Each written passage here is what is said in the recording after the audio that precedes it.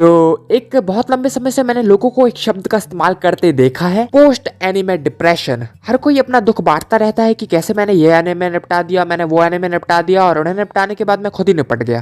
तो आपका मित्र होने के नाते मेरा फर्ज बनता है कि मैं आपको आपकी समस्याओं का समाधान दे सकूं। तो शुरुआत एक कहानी से करते हैं। तो एक दिन मेरा दोस्त मुझे फोन करता है। वो एनिमे के बारे में जानता है पर देखता नहीं है। उसने मुझे बताया कि भाई जैसे तू एनिमे पेलता है वैसे ही मैं पूरी हैरी पॉटर सीरीज पेल गया। अब बहुत डिप्रेशन से लगने लगा है, प्लीज मेरी मदद कर। तो मैंने थोड़ा बहुत भाषण देकर मामला वही निपटा दिया। उसने मुझे बताया कि कैसे उसे भी वैसे ही दोस्त चाहिए या फिर उसे वैसे ही टाइप की दुनिया में रहना है, वगैरह वगैरह। तो इस कहानी से हमें क्या पता चलता है, ये सीरीज भूल के बिना देखे कमजोर दिल वालों के लिए नहीं है। वेल देखा जाए तो हमारी सारी समस्याओं की जड़ है इच्छाएं और मोह या फिर अटैचमेंट्स। मैं ऐसा तो नहीं कह रहा हूँ कि मत ही देखो, आप जब भी देखो उससे ऑफकोर्स इमोशनली अटैच हो जाओ, कोई प्रॉब्लम नहीं है, पर उसे फिनिश करने के बाद उससे डिटैच हो जाओ, क्योंकि ये मोह माया ही है। भगवान श्री कृष्ण शरीर का मोह रखने को भी मूर्खता कहते हैं, तो इसलिए यह भी मूर्खता हुई है ना। अब ये करने के लिए आपको अभ्यास की तलवार का इस्तेमाल करना पड़ेगा, दृढ़ रहना पड़ेगा, क्योंकि मेहनत का कोई दूसरा ऑप्शन नहीं होता। शॉर्टकट से आने वाले रिजल्ट टेम्पोररी होते हैं, परमानेंट नहीं।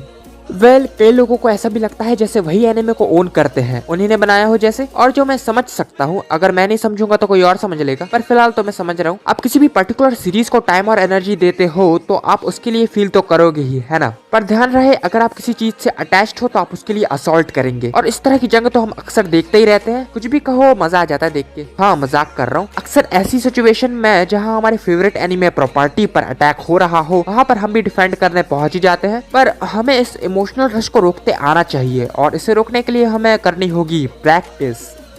शुरुआत हमें अपने थॉट्स को सुधारने से करनी होगी। ब्रूस ली भी कहते हैं कि हम जैसा सोचेंगे वैसा हम बनेंगे। ध्यान रखें, हमारे थॉट्स हमारे एक्शंस को डिसाइड करते हैं, हमारे एक्शंस हैबिट्स को, और हमारी हैबिट्स हमारी पर्सनैलिटी को। इतना सब कुछ करने के बाद भी क्योंकि आप किसी भी पर्टिकुलर सीरीज से इमोशनली कनेक्ट हो जाते हो तो दुख तो होगा ही। ऊपर से कई असैसिनेशन क्लासरूम और मिराई निक्की टाइप के शोज भी होते हैं जो भयंकर डिप्रेसिंग एंड कर देते हैं हमारी जिंदगी का नहीं, एनिमे का। उन्हें फिनिश करने के बाद लगता है मानो जैसे हमारी सांस ही अटक गई हो, दिल की धड़कनें ही रुक जाती हैं। ऐसा लगता है मानो हम सांस ही नहीं ले पा रहे हैं। और कुछ शोज तो अपनी स्टोरी आधे में छोड़ के ही भाग लेते हैं, जिसे देख के अलग ही माथा सनक जाता है। पर अगर आप उन्हीं के बारे में सोचोगे तो वही आपके दिमाग में घूमेगा भी। जब हम सोशल मीडिया पर ज्यादा समय बिताते हैं तब हम अपनी बनाई हुई एक वर्चुअल दुनिया में रहने लगते हैं। तो सेम चीज एनिमे के साथ भी होती है। हम अपनी बनाई हुई एक एनिमे के अलग दुनिया में जीने लगते हैं, क्योंकि ऑफकोर्स हमने कंटेंट अंदर डाला है तो प्रोसेस तो होगा ही, है ना। तो इसे सॉल्व करने के लिए आप अपना टाइम दूसरे कामों में लगा सकते हो, एक शेड्यूल क्रिएट कर सकते हो। अगर आपके दिमाग में एनिमे से रिलेटेड थॉट्स आ रहे हैं तो आने दो उन्हें, तो कोई टेंशन मत लो, बिल्कुल नॉर्मल रहो। वो आपके कंटेंट फीडिंग पर ही डिपेंड करता है, आपको खुद ही सोचना पड़ेगा इसके बारे में। प्लस थोड़ा खाली टाइम भी व्यतीत करें, समय समय पर इससे दूरी बनाते रहें। और सुबह और शाम रेनाई सर्कुलेशन, चिकातो चिका चिका और उमारू चान की ओपी का एक डोज जरूर लें, और ज्यादा डिप्रेसिंग एनिमे से समय समय पर परहेज करें। अपनी सेहत का ध्यान रखें। शुक्रिया। तो अब आप लोग ऐसा सोच रहे होंगे कि मैं बड़ा साधु संत बन रहा हूँ, तो मैं अपना एक्सपीरियंस भी शेयर कर देता हूँ। तो शुरुआत में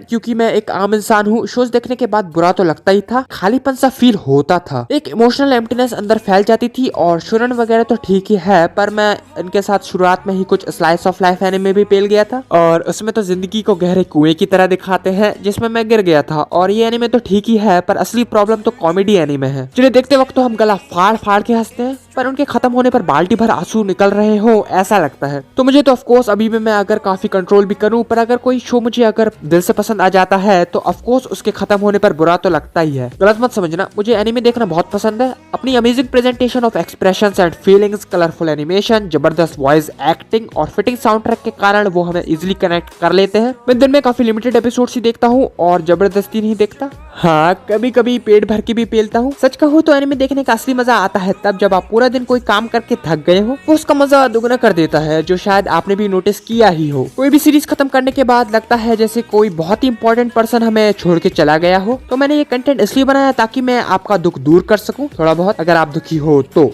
नहीं हो तो अच्छी बात है। और बाकी लाइफ को एक एडवेंचर की तरह जिए, दूसरी कई चीजें हैं करने को वो करें, मजे में रहे, क्योंकि एक ना एक दिन तो भगवान के पास जाना ही है। तो एक जगह अटके रहने का कोई फायदा नहीं। और अगर आपको ऐसा लगता है कि मेरी सारी बातें बकवास हैं तब भी कोई प्रॉब्लम नहीं, तो बस हो गया और क्या।